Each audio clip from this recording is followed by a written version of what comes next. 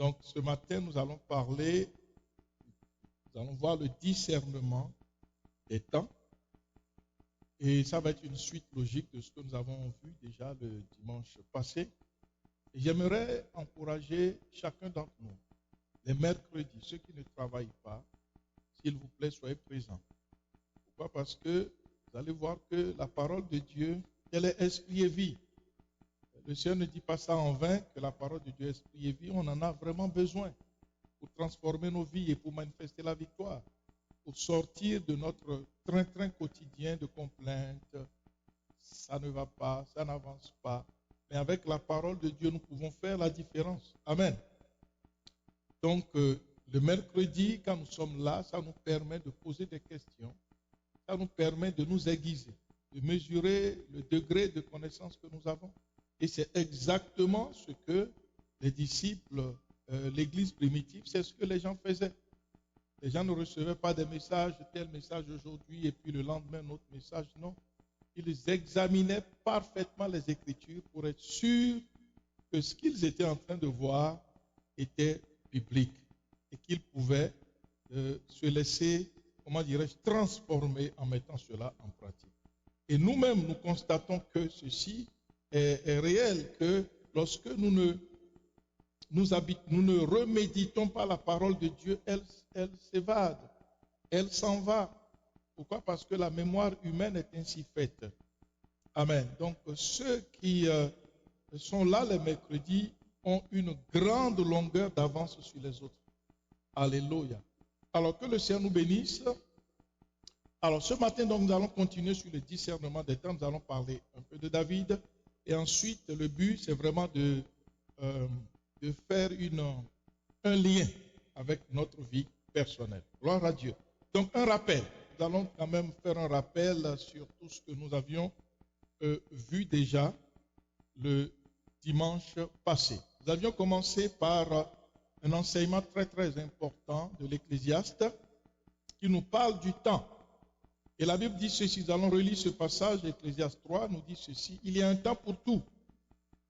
Il y a un temps pour toutes choses sous les cieux. Il y a un temps pour naître, un temps pour mourir, un temps pour planter et un temps pour arracher ce qui a été planté, un temps pour tuer, un temps pour guérir, un temps pour abattre, un temps pour bâtir, un temps pour pleurer et un temps pour rire, un temps pour se lamenter et un temps pour danser. Et on continue, le verset 5, un temps pour lancer des pierres et un temps pour ramasser des pierres. Un temps pour embrasser et un temps pour s'éloigner des embrassades. Un temps pour chercher et un temps pour perdre. Un temps pour garder et un temps pour jeter. Un temps pour déchirer et un temps pour coudre. Un temps pour se taire et un temps pour parler. Un temps pour aimer et un temps pour haïr. Un temps pour la guerre et un temps pour la paix, ainsi de suite, ainsi de suite. Amen. Donc nous voyons qu'il y a un temps pour chaque chose. Il y a un temps pour parler, on a vu tantôt, et un temps pour se taire. Dans la cour, lorsque le juge parle, tout le monde se tait. Imaginez quelqu'un, un prévenu qui se met à parler pendant que le juge lui demande de se taire. Il peut se retrouver en prison. Et c'est ce que la Bible, l'Ecclésiaste est en train de nous donner. Il y a un temps pour chaque chose et nous avons observé que les temps se suivent et ne se ressemblent pas. Il y a un temps pour naître et un temps pour mourir. Il y a un temps pour planter et un temps pour arracher. Donc nous voyons le temps et son contraire. Il faut discerner le temps. Il y a un temps pour agir. Il y a un temps pour observer. Il y a un temps pour regarder. Il y a un temps pour patienter. Il y a un temps pour courir. Il y a un temps pour marcher. Amen. Et nous avions dit surtout que lorsqu'il s'agit des questions qui concernent le temps, le paysan connaît le temps. Il sait quand il faut enlever les mauvaises herbes, il sait quand il faut semer, et le paysan sait quand il faut récolter. Pourquoi? Parce qu'il observe le temps. Il connaît les saisons. Mais la vie est aussi formée de différentes saisons. Mais ces saisons ne sont pas aussi claires dans notre vie comme l'hiver. Ensuite, il y a le printemps, l'été et l'automne. Amen. C'est ainsi que chacun d'entre nous vit une certaine saison, un certain moment dans sa vie. Et c'est important pour nous de comprendre le temps que nous sommes en train de vivre afin d'agir de façon conséquente. Nous avons vu tantôt qu'il y a un temps et son contraire. Il y a un temps pour moi pour travailler. Il y a un temps pour se reposer. Il y a un temps pour chercher un emploi. Il y a un temps pour prendre une formation. Donc il y a des saisons. Notre vie est donc enchevêtrée successivement de différentes saisons et de ces temps différents qui peuvent être contradictoires les uns les autres. Alors si je ne discerne pas le temps dans lequel je suis en train de vivre, je passerai à côté du but. Imaginez un paysan qui ne sait pas quand il faut semer. Eh bien, ne saura pas quand il faudra récolter. Et sa vie ne sera qu'un échec. Amen. Donc, ceci dit, le discernement du temps est pour nous très important. C'est vital. C'est essentiel pour mener une bonne vie. Un simple exemple, quel temps est-ce que je vis présentement? Nous vivons une situation particulière. Mais pour telle personne, ça peut être un temps pour une action spéciale que Dieu a réservée pour sa vie. À lui, même s'ils sont jumeaux, si vous êtes nés le même jour, vous ne vivez pas nécessairement la même saison. Vous êtes nés le même jour. Et il y a une saison pour chacun d'entre vous. Vous n'êtes pas nécessairement appelés à faire exactement les mêmes choses. Et cela, nous devons faire attention. Pourquoi? Parce que souvent, nous aimons copier. Nous avons dit qu'on peut s'inspirer de l'action d'une autre personne. Mais il faut éviter de copier. Pourquoi? Parce que Dieu a préparé pour chacun d'entre nous des choses avant la fondation du monde. Et ce que Dieu a préparé pour ma soeur, pour mon frère, n'est pas exactement pour mon frère jumeau ou ma soeur jumelle. Ce n'est pas exactement la même chose que Dieu a préparé pour moi. Nous avons vu l'exemple de Jésus qui était très très sage en matière des temps et des circonstances. Pour le Seigneur Jésus, le temps était compté même dans les minutes. Il travaillait, il réglait son temps selon les minutes et nous allons certainement revenir là-dessus tantôt pour voir comment est-ce que lui-même était vraiment très précis en ce qui concerne les temps et les saisons. Alors, on a parlé de la force du temps et des circonstances. Et je dois revenir là-dessus. Il faut bien comprendre cette portée de la force du temps et des circonstances. L'Ecclésiaste va nous dire ceci. J'ai encore vu sous le soleil que la course n'est point aux agiles. Ça, c'est fort. La course n'est point aux agiles, ni la guerre aux vaillants, ni le pain aux sages, ni la richesse aux intelligents. Attendez, pour que nous puissions nous suivre ici. Voilà. Donc, ni la richesse aux intelligents, ni la faveur aux savants, car tout dépend pour eux du temps et des circonstances. Ça, c'est fort. C'est très fort. Nous devons vraiment bien comprendre ce que l'Ecclésiaste veut dire par là. L'Ecclésiaste déclare que sous les cieux, il a vu que la course n'est point aux agiles. Ce n'est pas parce que je sais bien courir que je suis fort, sportif, que je vais gagner nécessairement la course. Non. C'est vraiment important pour nous de comprendre cela. Ce n'est pas parce que je suis vaillant, fort comme Goliath, costaud, géant, expérimenté, ayant l'art de la guerre, que je vais remporter la bataille. Non. Et ça, là, c'est quelque chose de très important. Il va dire que le pain n'est pas nécessairement accordé aux sages. Waouh, ça c'est quelque chose. Le pain n'est pas accordé aux sages. Et pourtant, cette personne-là est sage. Alors nous nous retrouvons dans une situation assez complexe. Ni la richesse aux intelligents. Pas parce que tu es très intelligent que tu seras riche. Vous pouvez le constater, il y a des gens qui sont qualifiés, qui ont des diplômes, des doctorats, des maîtrises dans toutes les sciences possibles, 4, 5 maîtrises, très intelligents. Mais il y a une autre personne, quelqu'un, un paysan ou n'importe qui, un artisan, qui entreprend et qui a toute la richesse, qui n'est pas nécessairement aussi intelligent que celui qui a 4 doctorats, 10 maîtrises, ainsi de suite, ainsi de suite. Mais il est plus riche. D'accord? Il est plus riche parce que l'autre a entrepris, mais celui qui est intelligent n'est pas nécessairement riche. Ça, là, c'est des choses que nous devons bien comprendre. Il va dire que ni la faveur aux savants. Donc, ce n'est pas parce que je suis savant que j'aurai nécessairement la faveur. Mais tout dépend pour chacun du temps et des circonstances. Amen. Quelles que soient les compétences, quels que soient les dons que nous avons, quelle que soit la grâce, l'onction qu'il y a sur ta vie, eh bien, tout dépend toujours du temps et des circonstances. Donc, si je rate le temps, eh bien, je rate beaucoup de choses. Gloire à Dieu. Donc, à partir de là, nous comprenons que nous devons faire beaucoup attention. Nous devons sentir le temps dans lequel nous sommes.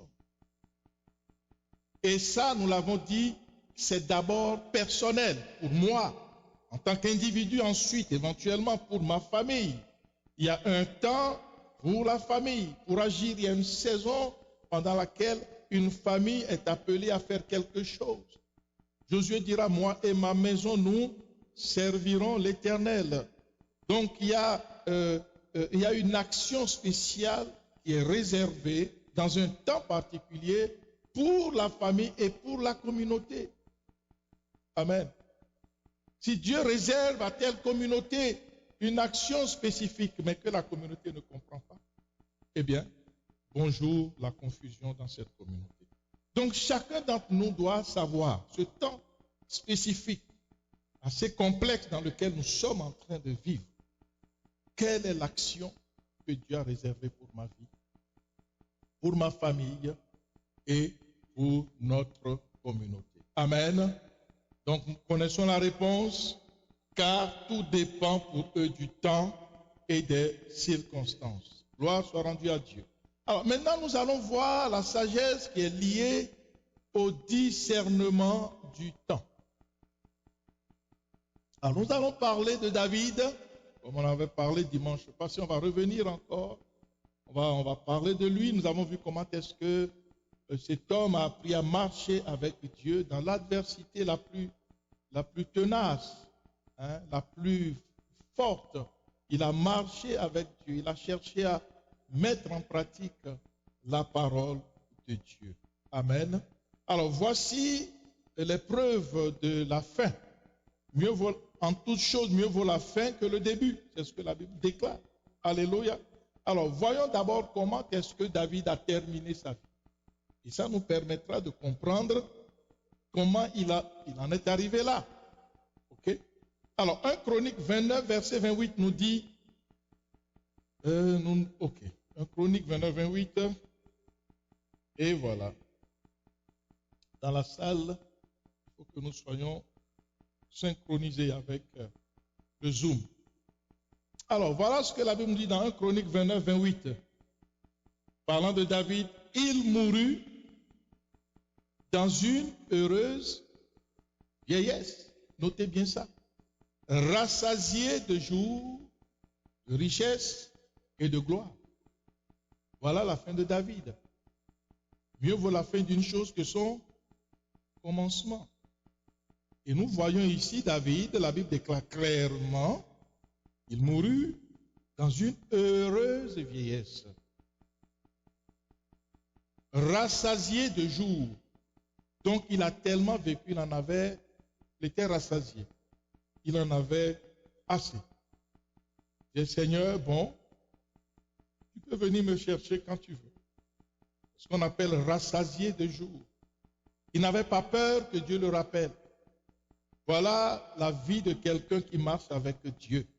Beaucoup de chrétiens ont peur de mourir. Mais si c'est le temps de Dieu, que le nom du Seigneur soit béni. Amen. Et nous voyons ici l'exemple de quelqu'un qui a marché avec Dieu, n'est-ce pas? Qui a eu la sagesse, qui a discerné les temps dans une adversité féroce, intenable. Beaucoup parmi nous auraient eu des crises cardiaques si on avait eu juste 10% des attaques que David a vécues. Mais cet homme, non seulement il va vaincre tous ses adversaires, mais la Bible déclare qu'il va mourir d'une heureuse vieillesse. Donc il va combattre tous ses ennemis, il va les vaincre, ils n'arriveront pas à le tuer, malgré toutes les ressources qu'ils avaient à leur disposition.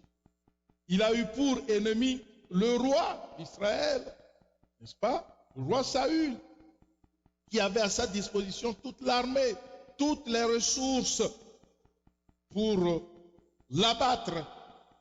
Mais nous savons également que David, lorsque Dieu lui a donné l'occasion, l'opportunité, Dieu voulait voir comment est-ce que David opérait vis-à-vis de sa parole.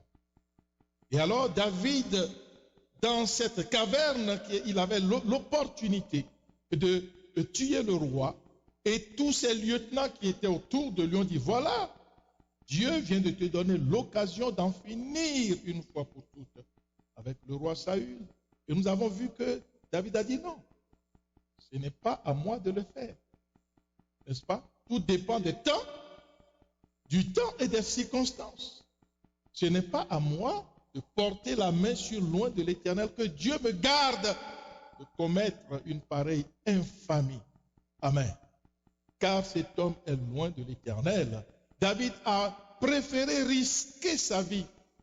Il a préféré s'en remettre à Dieu. On est en train de parler, de discerner les temps. Amen. Beaucoup d'entre nous auraient dit, ah, ça c'est Dieu qui m'a donné l'occasion. Souvent, on profite des opportunités. Ça, c'est de l'opportunisme et nous en avons parlé. Il faut faire beaucoup attention. Toutes les opportunités vues par une vision humaine ne sont pas nécessairement des opportunités ou des circonstances d'action. D'accord? Parce que la preuve, eh bien, Dieu lui a accordé l'opportunité de tuer Saül. Il a dit non, ce n'est pas à moi de le faire. Ce n'est pas ma tâche. Ça, c'est à Dieu de le faire. Amen. Donc voilà un peu, nous sommes en train de citer les actions de celui-là dont Dieu dit qu'il va mourir d'une heureuse vieillesse, vieux, rassasié de jours, de richesse et de gloire. Qui ne souhaite pas, n'est-ce pas, mourir d'une heureuse vieillesse? Une vieillesse où tu ne manques de rien, une vieillesse où tu es en santé, une vieillesse où tu n'as pas mal partout, toutes les articulations te font mal, tu souffres, non. Tu aurais souhaité vivre longtemps et en santé, rassasié de jours, tu es en forme, et puis tu es heureux, tu as tes enfants, tes petits-enfants, tu as toute la communauté avec toi, tu peux parler, tu comprends ce qu'on te dit, tu as tous tes sens et tu es vieux. Non seulement ça, il était rassasié de jours. Il était prêt, il dit, Seigneur, si tu m'appelles aujourd'hui, ben écoute, j'ai beaucoup vécu, j'ai vécu ma vie, j'ai connu beaucoup de victoires. Seigneur, viens me rappeler quand tu veux. Il était rassasié de jours. Qui parmi nous ne souhaite pas être rassasié de jours? Ça prend de sortir de notre philosophie normale des choses et de comprendre comment est-ce qu'un grand vainqueur comme David peut profiter de cela. Amen. Tu peux avoir 90 ans et être en forme, en grande forme, et être prospère. La Bible dit qu'il était rassasié de jours, de richesse, il en avait assez. Rassasié, il n'en avait plus que nécessaire, et de gloire en plus. C'est-à-dire Dieu l'a élevé. N'est-ce pas merveilleux? Amen. Donc voilà un peu la finalité de David, celui dont nous sommes en train de parler. Alors, nous irons maintenant dans le psaume 39, verset 4. J'espère que vous me suivez bien. Si vous me suivez, faites la main comme ça. Est-ce que dans la maison, tout va bien? Tu zoomes, tout va bien? Faites comme ça, gloire à Dieu. Il n'y a pas d'interférence aujourd'hui. Que Dieu vous bénisse. Amen. Lorsqu'il y a une grande collaboration comme ça, tout va très bien. Merveilleux. Alors, psaume 39, verset 4, voici ce que la Bible dit. Éternel, dis-moi quel est le terme de ma vie. Quelle est la mesure de mes jours? Que je sache combien je suis fragile. Voici, tu as donné à mes jours la largeur de ma main. Et ma vie est comme un rien devant toi. Oui, tout homme debout n'est qu'un souffle. Oui, l'homme se promène comme une ombre. Il s'agite vainement. Il amasse et il ne sait qui recueillera. Maintenant, Seigneur, que puis-je espérer? En toi est mon espérance. Amen. Nous voyons ici le psalmiste qui s'appuie fortement sur Dieu. Et il sait que le terme de sa vie est entre les mains de Dieu. Il le comprend super bien. Alléluia. Et il dit, mais dis-moi quel est le terme de ma vie. Donc, dis-moi, je dois vivre combien de temps? Fais-moi comprendre la valeur du temps. Fais-moi comprendre chaque jour pour que je puisse accorder ma vie par rapport à la longueur de la vie que tu m'as donnée. Parce que l'homme ne sait pas quand Dieu va le rappeler. Ça fait partie de ce que Dieu cache à l'homme. Et ici, le psalmiste demande, dis-moi quel est le terme de ma vie. Quelle est la mesure de mes jours, que je sache combien je suis fragile.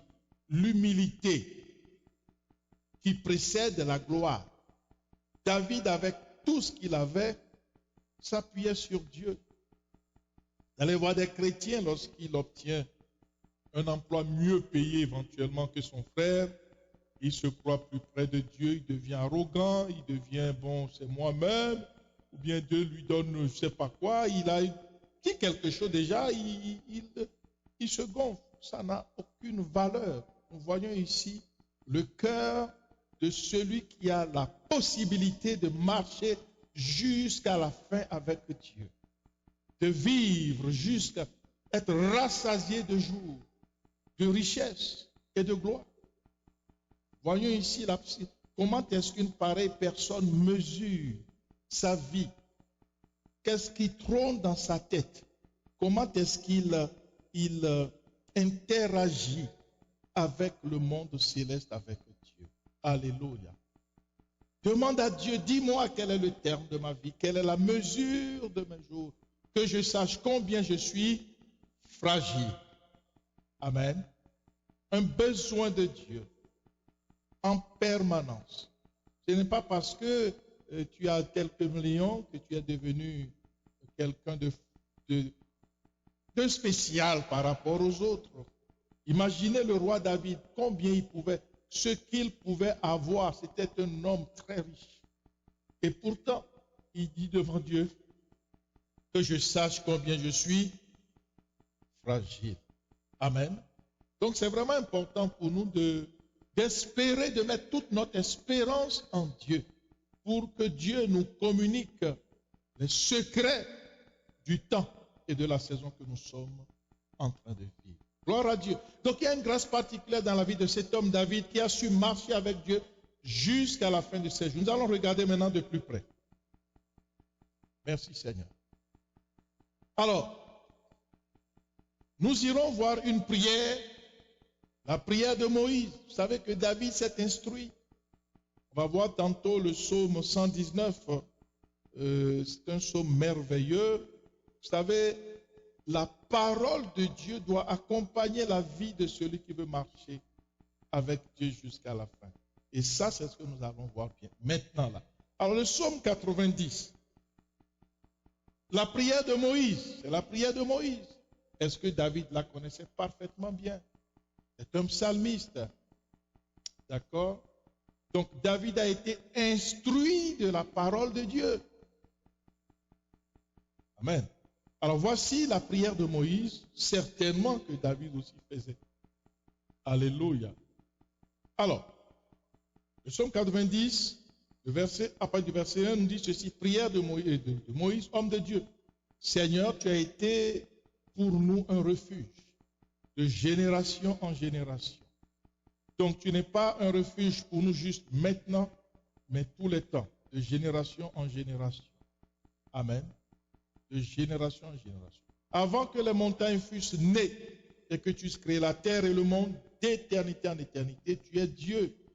Tu fais entrer les hommes dans la poussière et tu dis, fils de l'homme, retournez. Car 1000 ans sont à tes yeux comme le jour d'hier, quand il n'est plus, et comme une veille de la nuit. Nous allons rapidement verset 8, pour lire les autres versets à la maison. Tu mets devant toi nos iniquités et à la lumière de ta face nos fautes cachées. Imaginez un instant. Tout ce que nous faisons est clair devant Dieu. Il n'y a pas d'ombre de nos actions. Un manque de connaissance de ce que nous faisons de la part de Dieu. Tu mets devant toi nos iniquités, tout ce que nous faisons de mal, et à la lumière de ta face nos fautes cachées. Tous nos jours disparaissent par ton courroux. Nous voyons nos années s'évanouir comme un son. Les jours de nos années s'élèvent à 70 ans et pour les plus robustes à 80 ans. Et l'orgueil qui n'en tire n'est que peine et misère. Car il passe vite et nous nous envolons. Verset 11. Qui prend garde à la force de ta colère et à ton courroux selon la crainte qui t'est due. Le verset 12. Ça là, nous devons vraiment le prendre au sérieux. Enseigne-nous à bien compter nos jours afin que nous appliquions notre cœur à la sagesse. Ça, c'est le psaume de Moïse. Amen. Enseigne-nous à bien compter nos jours afin que nous appliquions notre cœur à la sagesse. Un peu plus haut, il dit que les jours de nos années s'élèvent à 70 ans. Et pour les plus robustes, à 80 ans. Imaginez, 70 ans, combien de jours? 365 par 70. Comptez. C'est pas beaucoup. 365 jours multipliés par 80. Comptez. Alors déjà, cette année, il nous reste juste 5 mois, n'est-ce pas? Toutes ces journées-là sont déjà passées. Amen. Imaginez un instant. Si Dieu m'a donné 70, il me reste combien? Amen, amen. Si Dieu m'a donné 80, il me reste combien? C'est ça la réalité. Alléluia. C'est ça la vérité de la vie. Alors, le Seigneur nous dit, eh bien, le temps passe très très vite, mais qui prend garde à la force de ta colère et à ton courroux selon la crainte qui t'est due. Donc tout cela doit nous inspirer la crainte de notre Seigneur. Et il dit au verset 12, enseigne-nous à bien compter nos jours afin que nous appliquions notre cœur à la sagesse. Amen. C'est Dieu qui prolonge les jours, c'est Dieu qui rajoute des jours. Mais pour cela, nous devons le craindre et marcher, n'est-ce pas, dans sa sagesse. Amen. Le verset 13 nous dit ceci, Éternel, reviens, jusqu'à quand? Aie pitié de tes serviteurs. Rassasie-nous chaque matin de ta bonté et nous serons toute notre vie dans la joie et dans l'allégresse. Amen. Réjouis-nous autant de jours que tu nous as humiliés, autant d'années que nous avons vu le malheur, que ton œuvre se manifeste à tes serviteurs et ta gloire sur leurs enfants. Que la grâce de l'Éternel, notre Dieu, soit sur nous. Amen.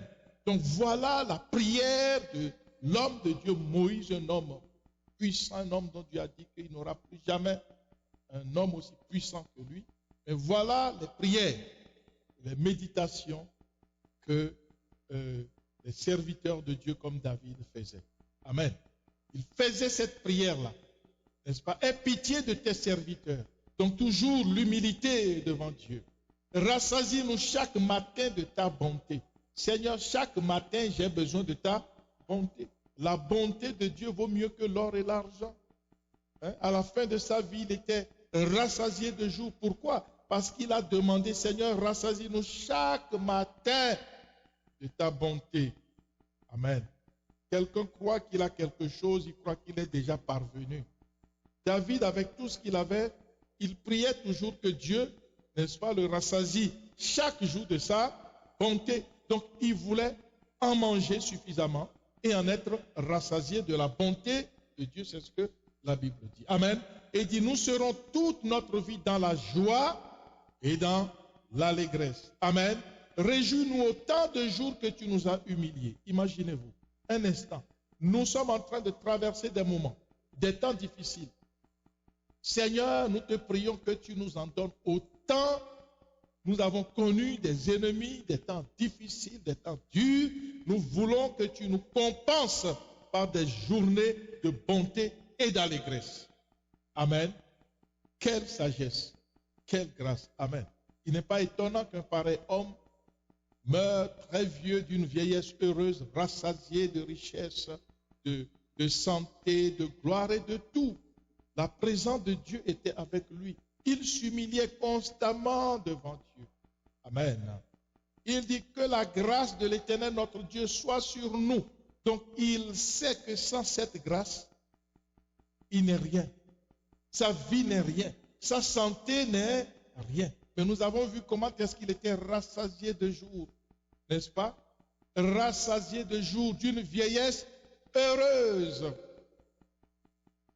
Rassasié de richesse et de gloire, très heureux, riche et glorieux. N'est-ce pas merveilleux? Je pense que chacun d'entre nous aurait souhaité d'avoir cela. Donc, David a beaucoup appris des hommes de Dieu, de la parole de Dieu. Il a beaucoup appris. Amen. Il a saisi la parole. Et ça, c'est important. Dieu ne fait exception de personne. Le psaume 119, connaissons ce psaume, qui exprime un grand amour pour la parole écrite de Dieu. La parole écrite, la parole révélée, pas la parole truquée. Attention. Amen. La parole révélée de Dieu. Alléluia. Alors, eh bien, il la présente en tant que promesse. Le psaume 119 présente la parole de Dieu comme une promesse de Dieu, comme un commandement. Même Dieu comme un guide, comme un témoignage. Le psaume 119 est riche, il est dense. Donc c'est non seulement un témoignage, mais c'est tout un enseignement, une sagesse remplie de vérité, de justice et de correction. Amen. Ce psaume 119 là, lorsque nous pouvons méditer cela, du début jusqu'à la fin. Prendre ça au sérieux, pas le lire là comme un journal de Montréal. Non. La méditation, c'est aller tranquillement et saisir ce que Dieu a caché dans chaque mot. C'est ça que le Seigneur a dit à Josué, que ce livre de la loi ne s'éloigne point de ta bouche. Tu méditeras jour et nuit afin que tu réussisses. Il y a du succès dans la parole. Il y a la vie, il y a la délivrance, il y a la guérison, il y a la restauration. Il y a la prospérité. Tout se trouve dans la parole de Dieu. Donc la parole de Dieu dans Psaume 119 est même présentée comme un réconfort, une parole de protection, comme un trésor, comme une règle de vie, comme le plaisir du cœur et de l'âme. Amen. Tout cela, nous voyons comment est-ce que David pouvait se réjouir, n'est-ce pas, de cette parole de notre Seigneur. Amen. Donc, elle nous montre que c'est le moyen, amen, le moyen par lequel tous les besoins sont comblés. Non seulement le psalmiste médite la parole de Dieu, mais il prie en s'appuyant sur la parole de Dieu. Et c'est ça, c'est là justement l'intérêt de bien connaître la parole de Dieu. De ne pas la connaître comme un journal de Montréal avec une interprétation tellement personnelle qu'elle devient fausse. Je dois comprendre la contextualisation de la parole. Hein? Si elle m'est adressée, c'est dans quel contexte et c'est dans quel sens exactement elle m'est adressée. Comment puis-je, n'est-ce pas, recevoir cette parole et en recevoir les bénéfices? Amen. Que le nom du Seigneur soit glorifié. Alléluia. Donc, il médite la parole de Dieu, mais il prie en s'appuyant sur elle. Toute croissance en grâce et en justice ne se manifeste que dans la mesure où notre amour pour la parole de Dieu augmente. Si je veux, n'est-ce pas, grandir en grâce et en justice, il faut nécessairement que mon amour pour la parole de Dieu augmente. C'est alors que, eh bien, il y aura une croissance de la grâce et de la justice dans ma vie. Nous avons vu comment est-ce que David a bénéficié de la justice divine, n'est-ce pas? Lorsque les ennemis voulaient le tuer, eh bien, c'est Dieu justement qui combattait pour David. Amen. Ça, c'est important pour nous de bien comprendre ça. Donc, on ne doit pas prendre la parole de Dieu à la légère. Il ne faut pas prendre la parole de Dieu à la légère. Non. C'est une erreur totale. Parce que les ennemis sont innombrables. Et si nous n'arrivons pas à maîtriser cela, eh bien, c'est nous qui allons simplement perdre. Alors donc, le psaume 119 est un guide pour chaque étape de la vie. Verset 9, il dit, comment le jeune homme rendra-t-il pur son sentier? J'espère que les jeunes nous écoutent ce message. Amen. Comment le jeune homme ou la jeune fille rendra-t-elle pure sa marche, son sentier? C'est en se dirigeant d'après ta parole et non d'après la mode. Non. Amen. Ce n'est pas d'après la mode où les amis, il paraît que, on a appris que c'est ça qui se fait, d'après les jobs, d'après les gangs de rue. Non. Ça ne donne pas le succès, ça. Alléluia. C'est ce que la Bible déclare. Comment le jeune homme rendra-t-il pur son sentier? En se dirigeant d'après la parole de Dieu. On saute au verset 18, on va voir juste quelques versets, parce que c'est dense. Ouvre mes yeux pour que je contemple les merveilles de ta loi. Il faut que Dieu nous ouvre les yeux. Voilà des prières fortes et puissantes. Il dit, Seigneur, ouvre mes yeux. Parce qu'il y a des choses que je ne vois pas. D'accord? Il y a des gens qui entendent, mais sans entendre. Seigneur, ouvre mes oreilles. Jésus a dit que celui qui a des oreilles pour entendre, entend. Donc, Seigneur, est-ce que j'ai des oreilles, mais je n'entends rien? Je ne comprends rien. Je suis toujours là, mais je ne comprends rien. Et David priait, il dit, ouvre mes yeux. Ouvre mes yeux, ouvre mes oreilles. Amen. On peut rester à l'église pendant toute sa vie et ne rien comprendre. David, qui était serviteur de Dieu, ouvre mes yeux, ouvre mes oreilles, ouvre mon entendement parce que je veux comprendre et je veux agir. Amen. Ouvre mes yeux pour que je contemple les merveilles de ta loi. Parce que la loi de Dieu peut être incompréhensible, peut paraître dure, peut paraître trop sévère. Mais il dit qu'il y a des merveilles dans cette loi-là. Il y a des choses qui sont cachées dedans pour notre bien. Mais si Dieu ne m'ouvre pas les yeux, comment je pourrais comprendre? C'est ça le gros problème. Amen. Verset 19. Je suis un étranger sur la terre. Ne me cache pas tes commandements. N'est-ce pas? Notre patrie est dans les cieux. Ne me cache pas tes commandements parce que je suis étranger sur cette terre. Et mon âme est attachée à la poussière. Rends-moi la vie selon ta parole. Amen. C'est la parole qui donne la vie. Rends-moi la vie selon ta parole. Amen.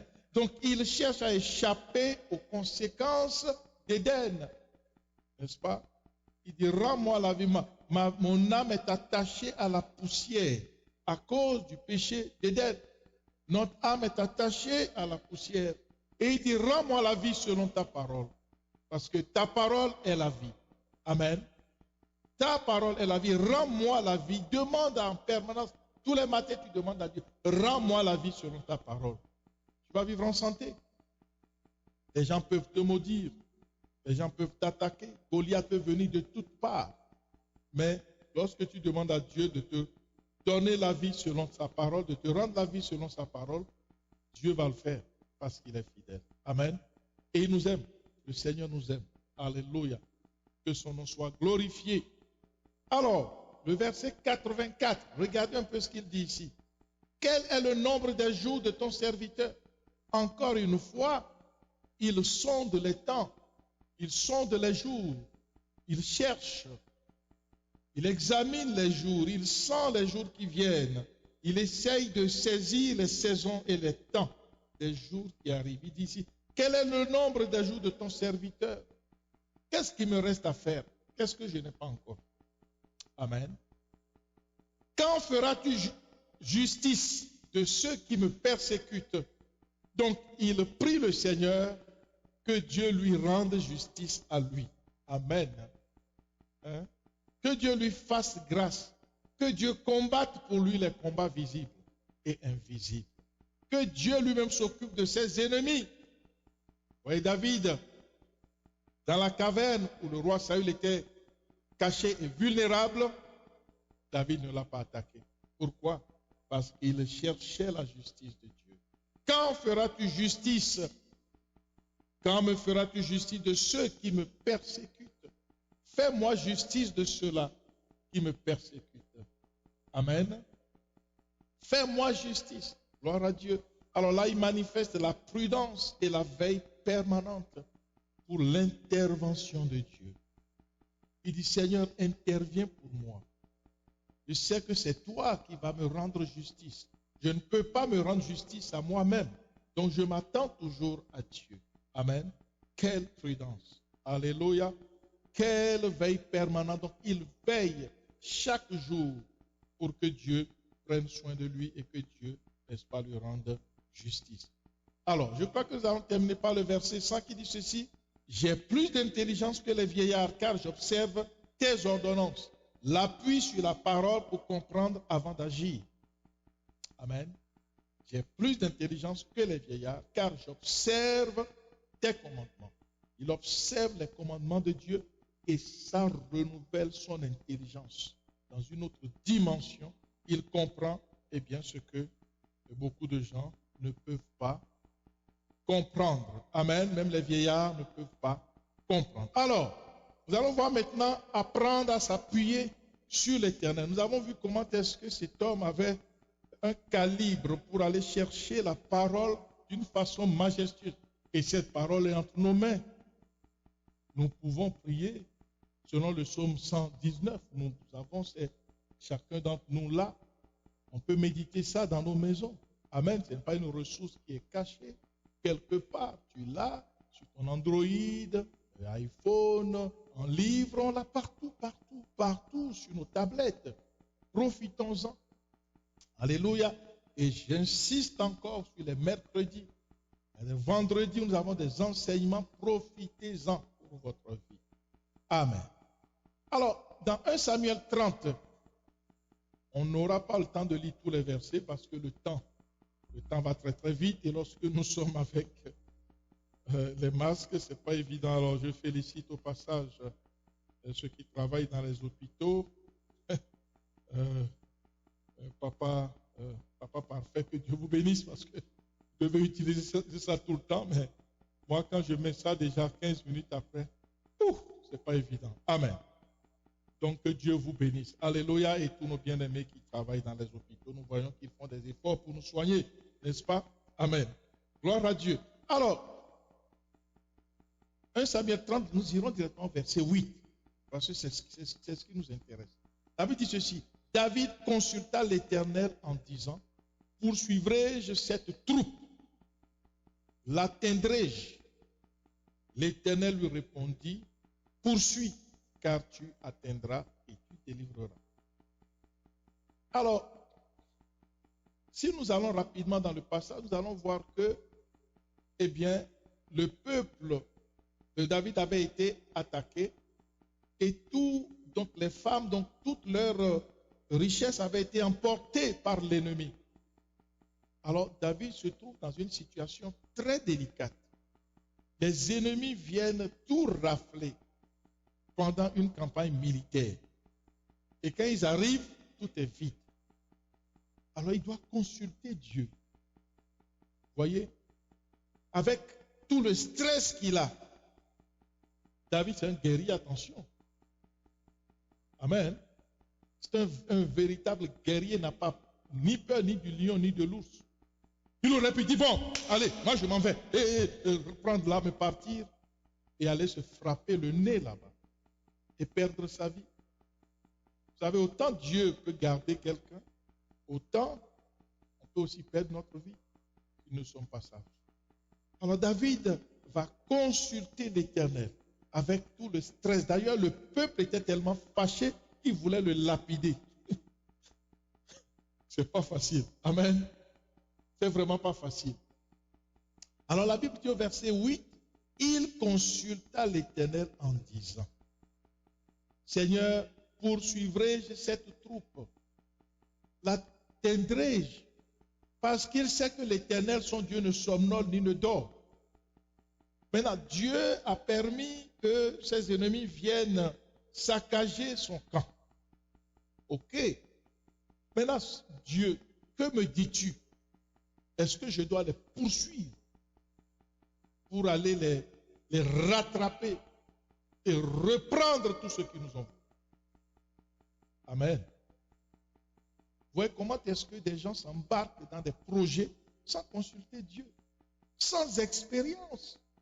Tu veux entrer en affaires, consulte Dieu. Tu veux aller faire une formation, consulte Dieu.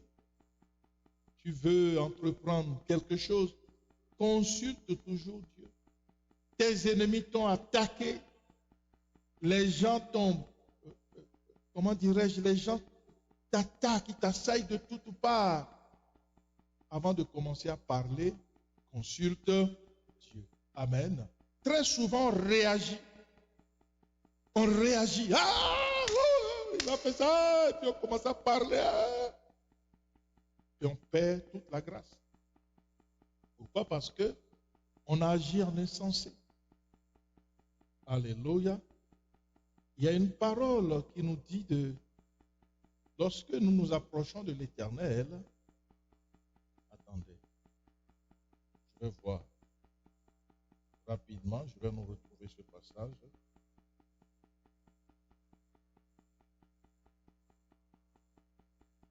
Yeah. Voilà, c'est dans l'Ecclésiaste 1, verset 5. Je vais essayer de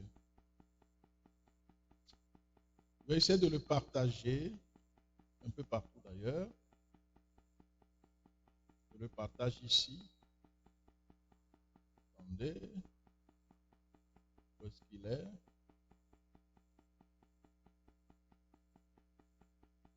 Voilà. Alors, nous allons également le partager ici sur le tableau.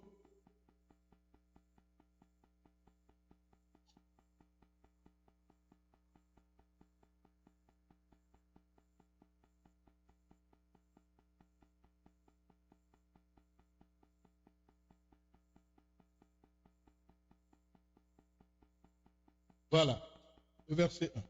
D'accord? Donc, tout le duplex, chacun le voit. D'accord? Ceux qui sont sur Zoom, vous avez votre écran ici. Vous le voyez, faites-moi la main comme ça. Vous voyez mon écran? Parfait, parfait. Ici aussi, nous avons l'écran. Voilà. Donc, prends garde à ton pied lorsque tu entres dans la maison de Dieu. Approche-toi pour écouter plutôt que pour offrir le sacrifice des insensés, car ils ne savent pas qu'ils font mal. Nous parlions de David, n'est-ce pas, dont le camp a été attaqué, saccagé, les femmes ont été emportées, tout ce qu'ils avaient été volé, pillé. Et nous voyons que David, on revient donc rapidement en arrière, n'est-ce pas, on revient en arrière. Nous voyons ce que David va faire. Amen, amen. Il va consulter Dieu. Et ça, c'est important. Je reviens en arrière. Voilà. Donc, il consulta Dieu, l'Éternel, en disant, poursuivrai-je? Lorsque nous avons des assauts, comptons sur Dieu. Toute action d'agitation montre que Dieu n'est pas avec nous. Que nous sommes déjà tombés dans la chair, dans des œuvres éventuellement qui peuvent nous coûter cher. Amen. Voilà pourquoi il dit ici, quand nous approchons de Dieu, eh bien, tendons l'oreille pour écouter. On est dans la présence de Dieu, on est là beaucoup plus pour écouter, pour recevoir des instructions, pour recevoir les stratégies. Seigneur, que veux-tu pour nous? Que veux-tu pour ma vie? Que veux-tu pour ma famille? Amen. Sinon, nous allons offrir des sacrifices insensés sans savoir que nous sommes en train de faire le mal. Voilà ce que Dieu vient de nous dire. Alors, eh bien, David consulte l'Éternel. Poursuivrai ses troupes, l'atteindrai-je? Et l'Éternel lui répondit quoi?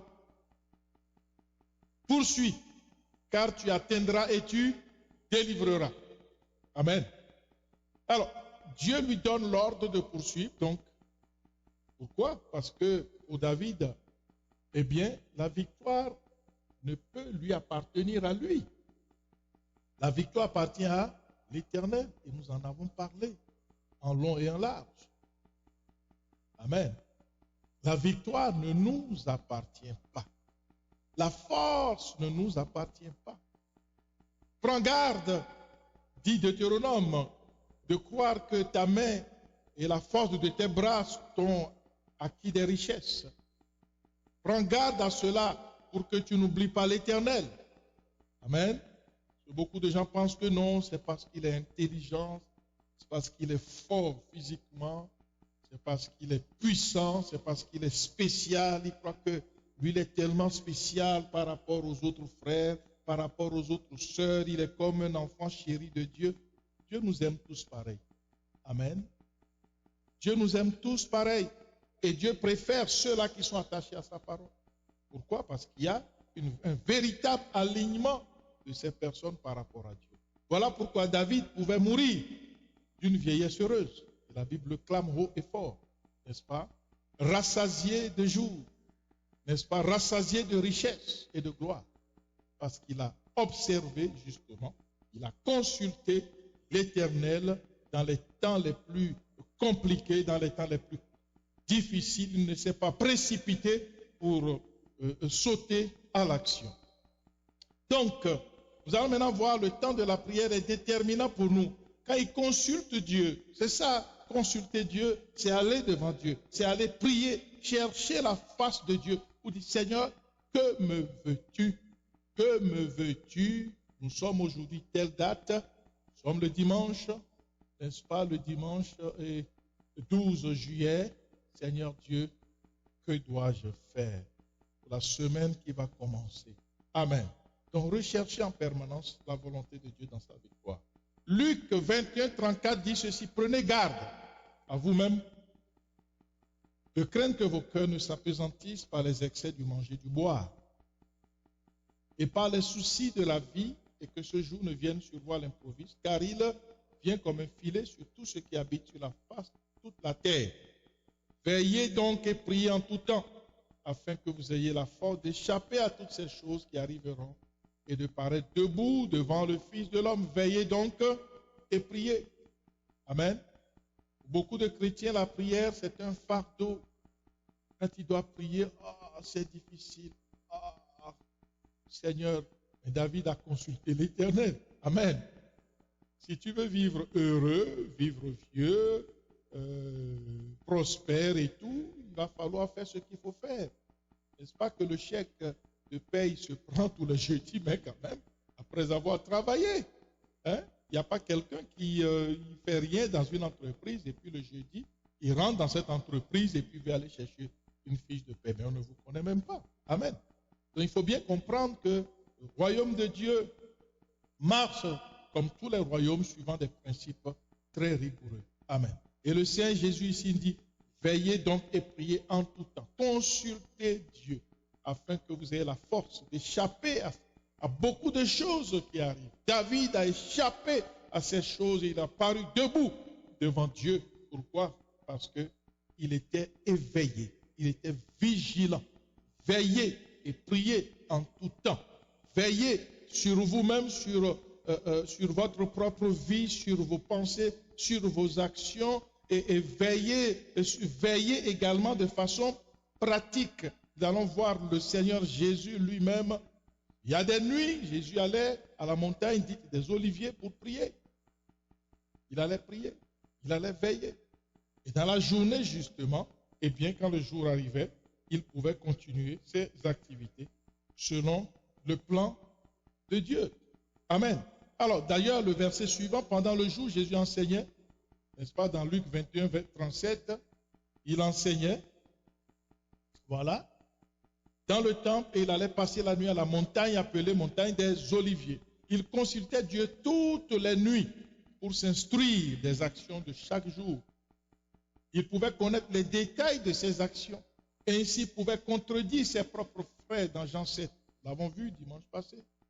Quand ses propres frères vont lui demander, écoute, voilà, maintenant va te montrer en Judée, va faire des miracles, ainsi de suite, parce qu'il y avait la fête des tabernacles, hein? On en a parlé, alors ses frères vont lui dire, d'ailleurs, ça veut dire que ses propres frères ne croyaient pas en lui. Ils vont lui dire, écoute, montre-toi, va faire des miracles, parce que quiconque veut quand même se faire valoir, va faire des miracles, ainsi de suite. J'ai dit, non, mon temps n'est pas encore arrivé. Amen. Ce n'est pas à vous de me dire ce que j'ai à faire, mais c'est à mon Père qui est dans les cieux de me dire ce que je dois faire. Donc, tout conseil qui nous est donné sans instruction, il descend du ciel. Et pour comprendre ces instructions, il faut comprendre la parole. Beaucoup de gens tombent dans l'erreur parce qu'ils ignorent la parole de Dieu. Il dit à Josué, médite cette parole pour réussir. Josué qui connaît bien la parole, il dit, écoute, médite-la encore. Amen. Très souvent, nous croyons que nous connaissons, mais nous avons besoin chaque jour d'approfondir notre connaissance. Amen. Alors, gloire à Dieu. Romains 12, 2 nous dit ceci, ne vous conformez pas au siècle présent, mais soyez transformés par le renouvellement de l'intelligence afin que vous discerniez quelle est la volonté de Dieu. La volonté de Dieu pour chaque temps, en définitive. C'est ça la vraie volonté de Dieu. C'est pour aujourd'hui et non pour dans 5 ans. 5 ans, que lorsque ces 5 années seront là, eh bien, tu vas chercher la volonté pour dans 5 ans. Mais pour aujourd'hui, tu dois avoir la volonté d'aujourd'hui, là, le maintenant. D'accord? C'est ça le discernement du temps présent. Ce que je dois faire aujourd'hui. D'accord? La plupart des gens, on est dans le brouillard, mais ce n'est pas une bonne chose. Il faut voir clair. Tantôt, il a dit, Seigneur, ouvre mes yeux pour que je contemple les merveilles de ton commandement, de ta loi. Amen. Ouvre mes oreilles pour que celui qui a des oreilles pour entendre, entende. C'est ça notre recherche permanente. Gloire à Dieu. Donc, cette transformation dont nous parle Romains 12, c'est celle que recherchent les disciples. N'est-ce pas? Psaume 119, on l'a lu en long et en large. Donc, une autre manière de vivre. Ça nous transmet une autre manière de vivre, de comprendre et d'agir. Gloire à Dieu. Alors maintenant, nous allons voir que la foi des apôtres est activée selon justement ce que nous avons lu en Psaume 119. Actes des apôtres, verset 18, verset 5. On n'a pas beaucoup de temps, il faut qu'on aille très vite. Mais quand Silas et Timothée furent arrivés de la Macédoine, il se donna tout entier à la parole. Là, la parole de Dieu parlait de Paul, attestant aux Juifs que Jésus était le Christ. Donc, quand Silas et Timothée furent arrivés à la Macédoine, Paul se donna tout entier à quoi? À la parole. C'est important pour lui. Il en avait besoin de cette parole-là pour s'aligner et s'aligner parfaitement selon la volonté de Dieu et pour enseigner aux autres. Amen. Acte 2, verset 41, nous allons nous souvenir encore que l'Église primitive, les fondements, les piliers de cette Église, il dit qu'il persévérait, verset 42, dans l'enseignement des apôtres. Cet enseignement qui était fondé sur la parole écrite de Dieu. Il devait connaître cette parole pour discerner la volonté. C'est important. Parce que lorsque nous avons la parole de Dieu en nous, ça devient comme un radar, un GPS. D'accord? Et ce GPS va te permettre de naviguer là où le Seigneur veut. Tu sens la volonté de Dieu comme ça et tu navigues, n'est-ce pas? Tu t'en vas selon la direction que cette parole en toi te permet de naviguer vers la volonté de Dieu. C'est là le secret de la parole. Amen. Voilà pourquoi il devait persévérer dans l'enseignement des apôtres, fondé sur la parole de Dieu dont on est en train de parler, n'est-ce pas? Et on a parlé de la communion fraternelle, le deuxième pilier, le troisième pilier qui était la Sainte Seine, donc la fraction du pain, et le quatrième pilier qui est la prière, la consultation de Dieu. Amen. La prière, c'est un fondement, un pilier solide de l'Église primitive. Notre Église doit aussi être fondée exactement comme l'Église primitive. Alors nous voyons que la vie des apôtres est aussi parsemée d'embûches, mais de prières. On a connu beaucoup de difficultés. Tous les apôtres, n'est-ce pas? Aujourd'hui, parfois, les chrétiens ne veulent avoir aucune difficulté. Pourquoi? Parce qu'ils ont enseigné, voilà, la prospérité, voilà, il faut que tout le monde soit millionnaire, voilà, tout le monde est riche, tout le monde il est confortable, tout va très bien, on n'a pas de problème, on n'a pas de difficulté. Dès qu'il y a des difficultés, oh, Dieu m'a abandonné. Ce n'est pas l'évangile de Jésus. Paul dira à Timothée, souffre avec moi comme un bon soldat de Jésus. Nous sommes des soldats de Christ. C'est ça l'évangile. D'accord, donc il y a un évangile qui est faux, qui est truqué, n'est-ce pas? Et cet évangile n'est pas de Dieu. Non. On voit que les apôtres, la vie des disciples était parsemée de difficultés. Amen. Alors toi qui recherches la facilité, recherche plutôt la volonté de Dieu. Oh, j'aimerais que tout soit tellement facile dans ma vie. J'aimerais juste que Dieu lui-même vienne d'ailleurs préparer mon poulet. Non, un poulet c'est trop petit. Une grosse dinde pour moi. Et non, c'est quoi cette vie? C'est pas la vie que Dieu, la part de déclare qu'il exerce nos mains au combat et nos doigts à la bataille. Nous ramons à contre-courant. Ça semble difficile, mais en réalité, ce n'est pas difficile parce que la victoire appartient à l'Éternel. Amen. La victoire appartient à l'Éternel. Tous les serviteurs de Dieu, les véritables, ont ramé à contre-courant. Parce qu'il dit, n'est-ce pas, ne vous conformez pas au siècle présent. Lorsque tu rames selon le siècle présent, ça ne marche pas. Ramez contre le siècle présent. Amen. Ne vous conformez pas au siècle présent. Non. Mais discernez quelle est la volonté de Dieu, ce qui est bon, agréable et parfait. Donc ça arrive aux vrais disciples du Seigneur de ramer souvent à contre-courant. N'ayons pas peur de ramer à contre-courant. Amen. David a ramé à contre-courant. Quand ses lieutenants lui disaient, tu vois, Dieu lui-même est avec toi. Tue-le, il a dit non. C'est pas ce que mon Dieu me recommande. Amen.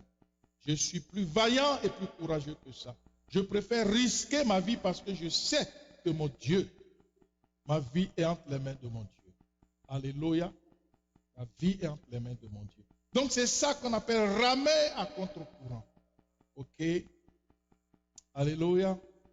La parole de Dieu, vous allez voir, va toujours à l'encontre des courants de la mode. C'est évident. C'est totalement évident. Parce que le prince de ce monde n'a rien à voir avec Dieu. Ils sont diamétralement opposés. Alors, quiconque aime ce monde se fait ennemi de Dieu. Tu dois ramer à contre-courant. D'accord? Sinon, tu n'es pas né de nouveau. On n'est pas né de nouveau si nous ne savons pas ramer à contre-courant. C'est ça l'évangile de vérité. Ouvrons nos Bibles et lisons. Et nous allons voir ce que le Seigneur nous dit. Amen. Sans trucage. Il nous dit toujours la vérité. Alléluia. Jésus déclare, je suis le chemin, la vérité et la vie. Alors, nous avons déjà vu un exemple éloquent de Paul et Silas dans la prison souterraine, n'est-ce pas?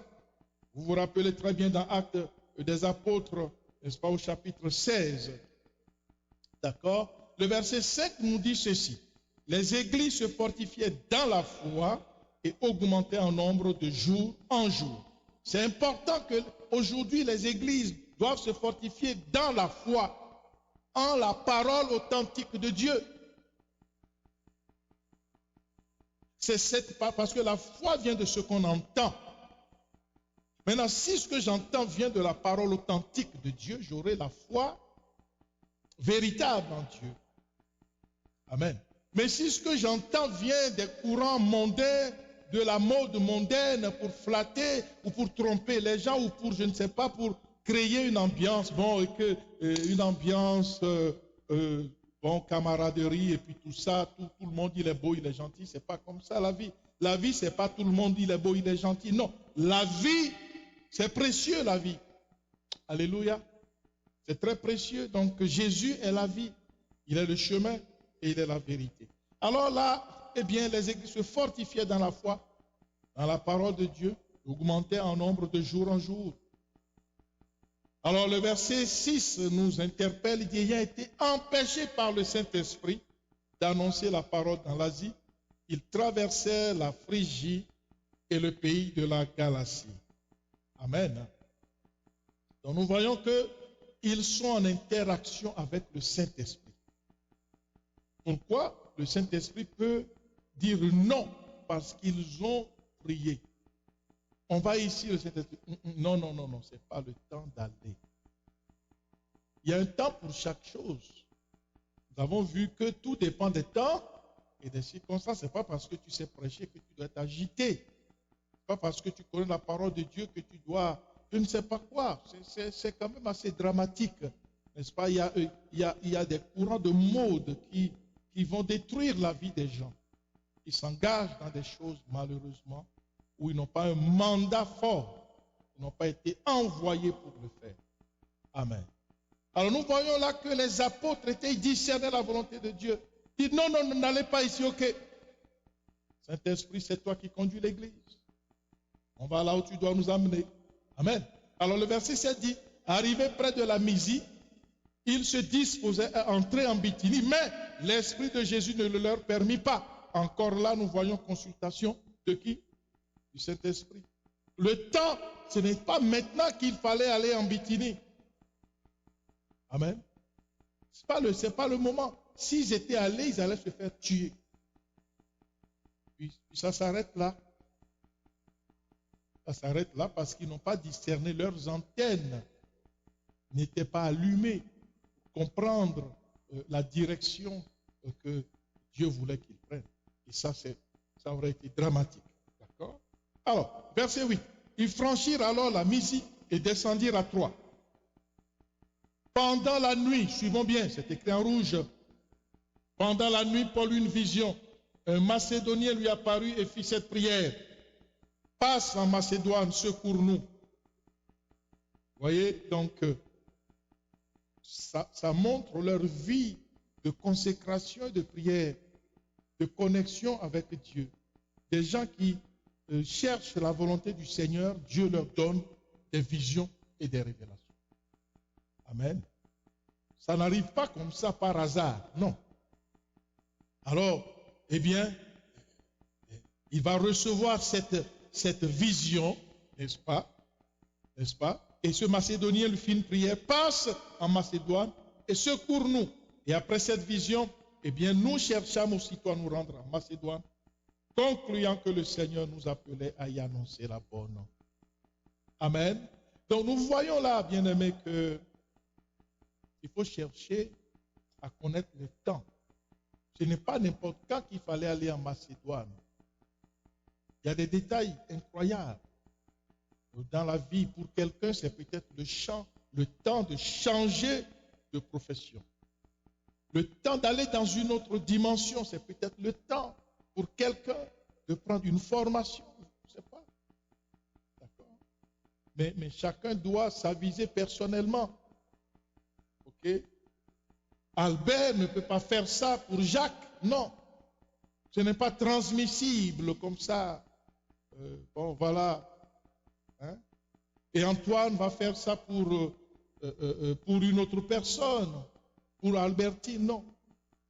C'est chacun qui doit chercher la face de Dieu parce que Dieu est juste. Amen. Alors, nous allons rapidement au verset 16 parce qu'il faut aller très vite. Comme nous allions au lieu de la prière, une servante qui avait un esprit de python, imaginez. Vous voyez que les ennemis sont partout. Paul et Silas sont en train de prêcher.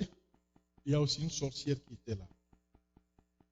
Donc elle avait un esprit de python et qui en devinant procurait un grand profit à ses maîtres, elle vint devant de nous.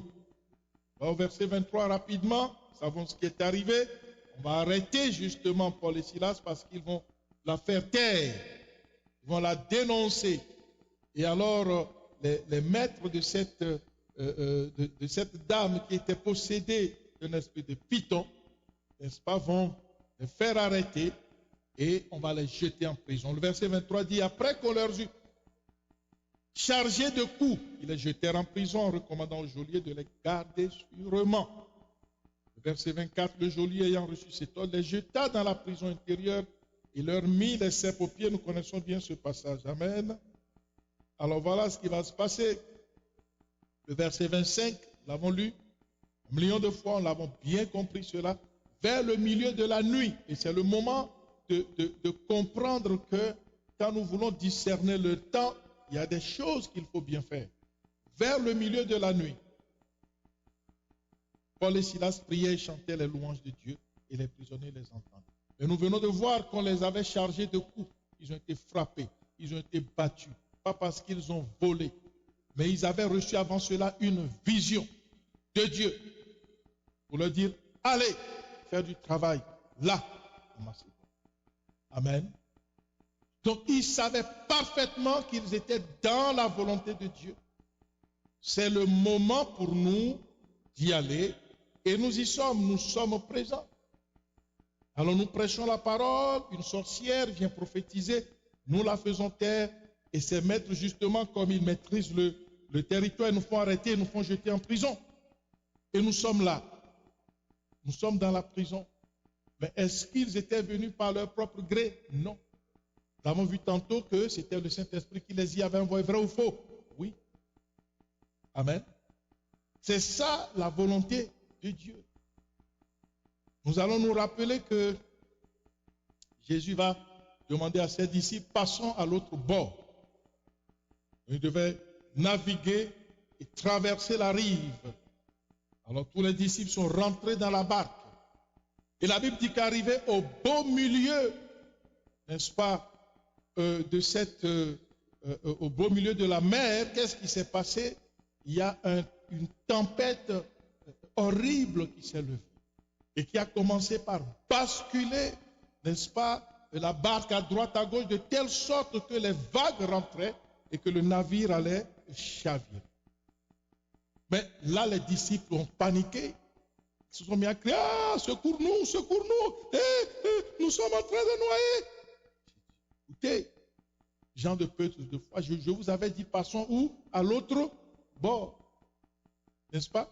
Donc, nous sommes dans une tempête, ne veut pas dire qu'on n'est pas dans la volonté de Dieu. On peut être dans la volonté de Dieu et être droit dans la tempête.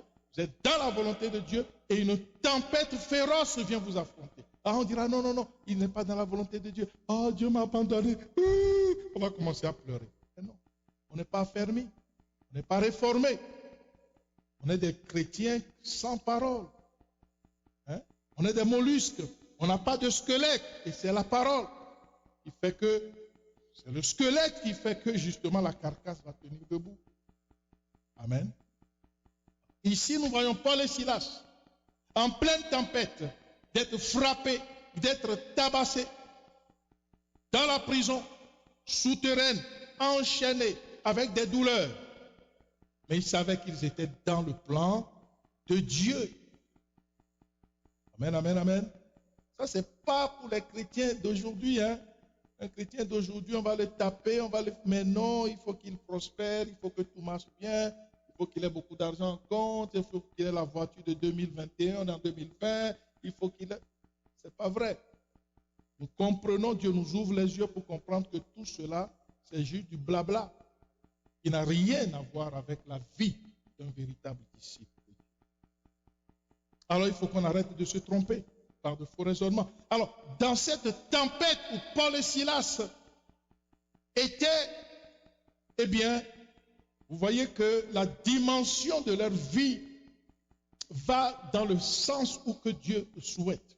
La Bible dit qu'ils priaient et chantaient les louanges de Dieu. Ils chantaient les louanges de Dieu dans la souffrance, dans les coups. Ils savaient que c'est un ange qui nous a dit de venir là. Nous sommes dans la volonté de Dieu. Donc si nous sommes dans la prison, dans cette tempête, on a reçu des coups, mais nous sommes dans la volonté de Dieu. Nous sommes en train de porter notre croix. Amen. Les chrétiens sans croix. Vous savez, il y a une fameuse image qui a circulé sur WhatsApp. Là, il y a plusieurs chrétiens qui ont commencé une marche avec une longue croix. Et c'était lourd, et chacun portait sa croix. Chacun portait sa croix. Mais parmi eux, il y avait quelques chrétiens qui étaient malins. Ils se disent, non, ça c'est trop lourd. Alors ils sont allés chercher une scie.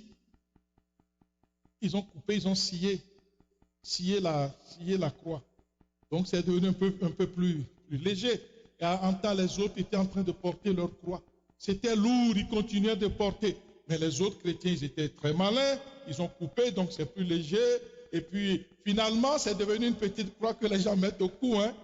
Alors, ils arrivent finalement où? Dans un énorme précipice. Bon, entre l'autre rive et cette rive, il y a un gouffre.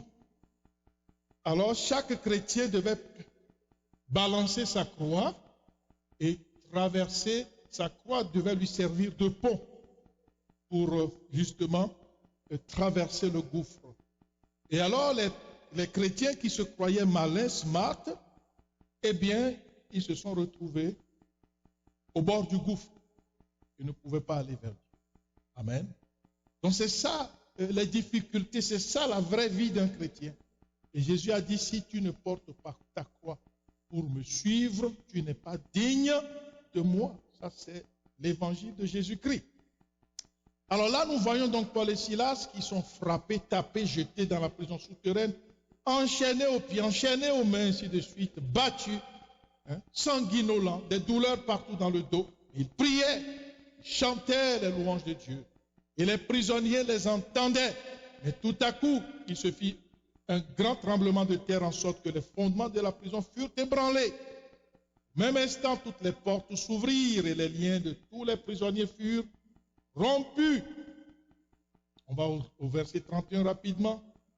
Paul et Silas répondirent, crois au Seigneur Jésus, tu seras sauvé toi et ta famille. Alors, imaginez ce qui se passe. Ceux-là ont été battus, tapés. Ils savent qu'ils sont dans la tempête, mais dans la volonté de Dieu tout droit. On garde le cap, on continue de louer Dieu parce qu'il y a quelque chose qui va se passer. Dieu est avec nous. Amen. Dieu est avec nous. Il y a quelque chose qui va se passer. Effectivement, ils se sont mis à louer Dieu. Ce qui est humainement invraisemblable parce qu'ils ont été battus, ils ont été tapés. Ils n'ont pas dit, mais Dieu nous a abandonnés. Quel raisonnement. Quelqu'un peut-être m'écoute maintenant et traverse une difficulté. Et n'ayant pas cette force de la réforme, il dit, Dieu m'a abandonné. C'est toi plutôt qui as abandonné Dieu. Amen. Dieu dit, je suis là. Dieu ne bouge pas, il n'abandonne personne. Venez à moi et je viendrai. Alléluia. Dieu ne bouge pas. Dieu ne peut abandonner personne. Il est sur son trône. C'est nous qui pouvons l'abandonner. Par nos raisonnements futiles et totalement inutiles. Donc des raisonnements qui n'ont rien à voir, des raisonnements purement terrestres et charnels. Amen. Alors justement, quand la puissance de Dieu va descendre sur la prison, il y aura quelque chose d'extraordinaire qui va se produire. Leurs chaînes se sont rompues et tous les prisonniers ont été libérés. Alors le geôlier était surpris. Il a dit, mais qu'est-ce qui se passe ici? Un tremblement de terre, c'est pas possible. C'est quoi ça? Alors il se dit, mais s'il ne se tue pas, eh bien, les autres vont le tuer. Alors Paul et Silas dit, non, ne te fais aucun mal. ne te fais aucun mal, car Dieu est au contrôle de tout. Et là, il va leur demander, qu'est-ce que je dois faire? Qu'est-ce que je dois faire? Que dois-je faire, mon Seigneur? Lui qui les frappait tantôt, qui les enchaînait, il a vu qu'il y avait quelque chose en eux.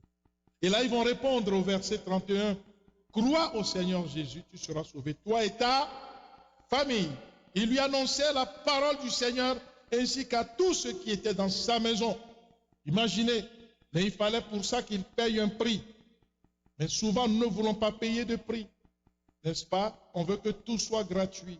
Mais il y a un prix à payer lorsqu'on devient ouvrier avec Dieu. Amen. C'est ça la croix que nous devons porter. Ils ont accepté de se faire battre, de se faire enchaîner, de se faire blesser, de se faire cracher dessus comme des vulgaires bandits. Et pourtant, ils n'étaient pas des bandits. Ils étaient jetés emprisonnés comme des voleurs. Pourtant, ils n'étaient pas des voleurs. Et dans cette souffrance, ils ont loué Dieu. Pourquoi? Parce qu'ils savaient que c'était le temps de Dieu qu'ils soient en prison. Amen. Il y a un temps où Dieu est avec toi, dans les souffrances et dans les prisons. Dieu marche avec toi dans les souffrances et dans les difficultés. Amen. Même si ça ne signifie pas, lorsque tu traverses un moment difficile, ça ne signifie pas que tu as péché nécessairement. Parce que dans le raisonnement des chrétiens, donc modernes, lorsqu'il y a un problème, il doit avoir une vie. On va te dire que tu vas voir quelqu'un, va te poser la question, est-ce que tu n'as pas un petit péché caché dans ta vie? Est-ce que tu n'as pas péché? Examine-toi bien. Hein? Papa, maman, examinez-vous un jeune là. Pas nécessairement. Amen. Chacun doit s'examiner lui-même. Alléluia. Et alors la personne saura si elle marche avec Dieu. Paul et Silas étaient dans la volonté de Dieu, bien-aimés. Comprenons ça une fois pour toutes et arrêtons de raisonner comme des enfants dans le Seigneur. Amen. Des gens qui n'ont aucun esprit de la réforme, qui ne savent pas en quel Dieu ils ont cru.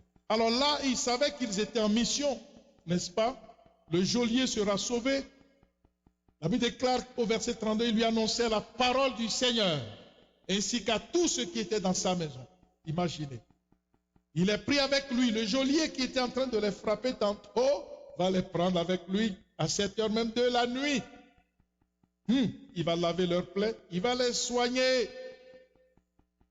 Alléluia. Il va nettoyer avec de l'huile, de l'alcool, du mercurochrome, il va bander, il va mettre un peu, il va bien les soigner comme papa. Amen. Et ils seront en forme. N'est-ce pas? Alléluia. Gloire à Dieu. Ça veut dire que, eh bien, il fut baptisé, lui et tous les siens. Imaginez la suite. Si on ne veut pas payer le prix, on ne peut pas atteindre cela. Il y a un prix à payer, bien-aimé. Amen. Il y a un prix à payer. Alléluia. Verset 34, les ayant conduits dans son logement, il leur servit à manger et il se réjouit avec toute sa famille de ce qu'il avait cru en Dieu. Donc, tant de Dieu pour Paul et Silas. Amen, amen. Tant de Dieu pour tous les prisonniers qui ont entendu lorsqu'ils étaient en train de louer Dieu. Tant de Dieu pour le geôlier, tant de Dieu pour toute sa famille. Le geôlier a eu l'intelligence de comprendre que c'est mon temps d'être sauvé. Alléluia. Ce n'est pas le temps de raisonner. Si on doit me chasser de la prison, qu'on me chasse. Si je dois perdre mon emploi, je suis prêt. Mais je choisis la vie. Amen, amen. Temps de Dieu, le discernement des temps et des circonstances. Alors la conclusion est simple. En tant que disciple de Dieu, eh bien, tout disciple de Dieu, nous avons la capacité, le droit de recourir à la volonté de Dieu afin de discerner les temps et les circonstances de notre vie. Amen. Alors j'invite chacun d'entre nous à se mettre debout et à prier maintenant pour ce temps que tu traverses. Tu vas élever ta voix vers Dieu, nous qui sommes ici et tout le monde chez soi, en prenant soin justement de couper tous vos micros. Amen. Alléluia, Jésus, Jésus. Gloire à toi, agneau de Dieu. Amen. Merci, Seigneur. Merci à l'agneau de Dieu. Alléluia. Amen, amen, amen. Nous pouvons élever nos voix. Amen. Gloire à Jésus. Gloire à Jésus. Père, nous te bénissons pour ce temps merveilleux. Nous t'invoquons, Seigneur notre Dieu. Oh Jésus, Jésus, j'ai besoin de connaître ton plan merveilleux pour ma vie. J'ai besoin de discerner ce temps spécial que nous traversons. Seigneur, fais grâce. Fais-moi grâce. Alléluia. Oh Jésus, Jésus, nous t'invoquons. Seigneur, nous t'invoquons, nous te supplions. Nous t'invoquons, nous te supplions. Prie le Seigneur pour ta propre vie. Prions le Seigneur pour nos vies. Prie le Seigneur pour ta vie. Prie le Seigneur pour ton avenir. Alléluia. Oh Jésus, Jésus, Jésus, Jésus. Élevons nos voix. Les hommes qui sont dans la salle, élevez vos voix pour vos familles. Amen. Élevons nos voix pour nos familles. Nous qui sommes dans nos maisons, élevons nos voix également. Les mères de famille, élevez vos voix pour vos familles. Nous qui sommes ici ou qui sommes dans nos maisons. Élève ta voix et prie pour ta famille. Et prie pour ta femme, tes enfants. Prie pour ta femme et tes enfants. Alléluia, Dieu Tout-Puissant. Fais-nous grâce. Oh Jésus. Jésus. Élève ta voix. Dis Seigneur, je veux bien comprendre les choses de ce temps. Je veux comprendre les choses de cette période. Je veux bien comprendre ce temps que je vis. Alléluia. Seigneur, fais-moi grâce. Fais-moi discerner les choses cachées. Fais-moi discerner les choses cachées. Aide-moi à comprendre les particularités de ce temps. Car nous savons que chaque temps est chargé d'exigences. Non seulement des exigences, mais également des possibilités et des ouvertures. Nous voulons comprendre cela parfaitement. Nous voulons comprendre cela parfaitement. Fais-nous grâce. Alléluia. Merci Jésus. Merci à toi, l'agneau de Dieu. Nous allons lever nos voix pour notre communauté, la plénitude. Vous savez que les temps que nous traversons sont des temps très difficiles. Amen. Chacun d'entre nous doit en être conscient.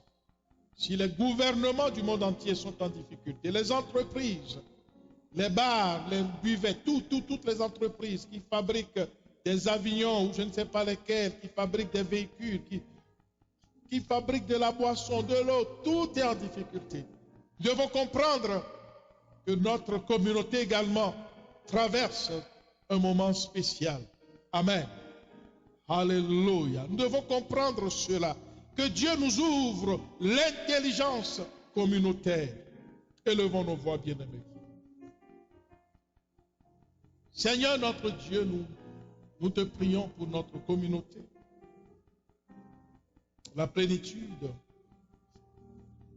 Oui, Seigneur Dieu, tu es au-dessus de tout. Oui, c'est vrai que nous traversons des tempêtes, mais nous savons que tu es avec nous. Tu es dans la barque, alléluia. Nous savons que nous sommes dans ta volonté. Nous prions que tu nous ouvres les yeux, afin que nous ne commençons pas par crier comme les disciples dans la barque. Oh Seigneur, nous noyons. Oh Seigneur, le vent nous emporte. Mais que nous ayons la compréhension des temps et des circonstances pour notre communauté. Sors-nous de l'individualisme et que nous puissions comprendre. Alléluia. Oh notre Père et notre Roi, nous te supplions, Seigneur Jésus.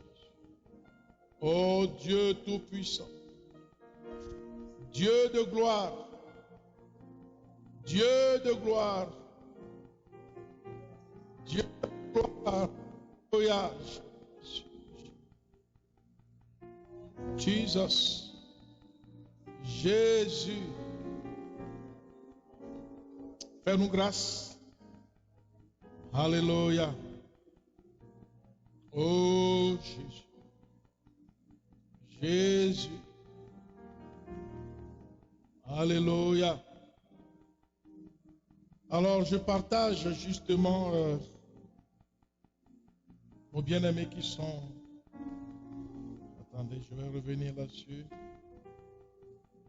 Alléluia. Merci Seigneur. Merci Jésus. Oh Jesus.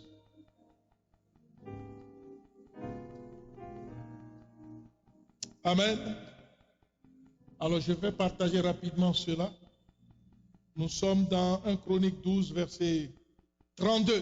On ira directement au verset 32. La Bible déclare, les fils d'Issachar ayant l'intelligence des temps pour savoir ce que devait faire Israël, leur communauté.